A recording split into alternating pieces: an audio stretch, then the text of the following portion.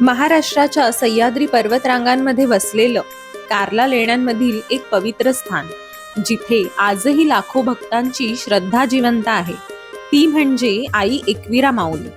आई एकविरा ही केवळ देवी नाही, तर समस्त कोळी बांधवांची कुलदेवता आहे आणि संपूर्ण महाराष्ट्राच्या भक्तांची अतूट श्रद्धा आहे. असं मानलं जातं की आई एकविरा ही आदिशक्ती माता पार्वतीचे एक रूप आहे. पूर्वीच्या काळी सह्याद्री पर्वत रांगांमध्ये साधना करणाऱ्या ऋषीमुनींना राक्षसांचा त्रास वाढला होता. तेव्हा त्यांनी माता आदिशक्तीची प्रार्थना केली आणि त्या प्रार्थनेला प्रतिसाद देत माता पार्वतीने एकविरा रूप धारण केलं. एक म्हणजे एकमेव आणि वीरा म्हणजे शक्तिशाली. ती एक अशी शक्ती होती जिने सर्व संकटांचा नाश केला. राक्षसांचा संहार करून तिने या भूमीचं रक्षण केलं आणि त्यानंतर ती याच कार्ला लेण्यांमध्ये स्थिर झाली, भक्तांच्या रक्षणासाठी.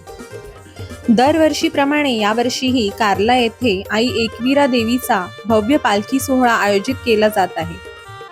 हा सोहळा साधारणपणे चैत्र महिन्यात साजरा केला जातो. याची सुरुवात 25 मार्च 2026 पासून होत आहे. या काळात महाराष्ट्राच्या कानाकोपऱ्यातून लाखो भाविक पायी चालत कार्ला येथे येतात. जय एकविरा माता चा जयघोष करत ढोल ताशांच्या गजरात भक्त पालखी सोहळ्यात सहभागी होतात. हा सोहळा साधारणपणे काही दिवस चालतो. विशेषतः चैत्र नवरात्री आणि चैत्र पौर्णिमा हा काळ अत्यंत महत्त्वाचा असतो. या दिवसांमध्ये देवीचं विशेष पूजन, आरती आणि महाप्रसाद आयोजित केला जातो. आई एकविरा देवीला नवस केल्यावर तो पूर्ण होतो ही भक्तांची श्रद्धा आहे. विशेषतः नवीन कामाची सुरुवात, संकटातून मुक्ती, मनोकामना पूर्ण होण्यासाठी भक्त येथे येऊन आईच्या चरणी नतमस्तक होतात.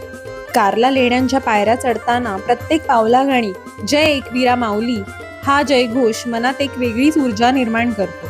आई एकविरा ही केवळ एक देवी नाही, तर श्रद्धा, शक्ती आणि विश्वासाचं जिवंत प्रतीक आहे. ज्यांनी तिला मनापासून हाक मारली त्यांना ती कधीही निराश करत नाही.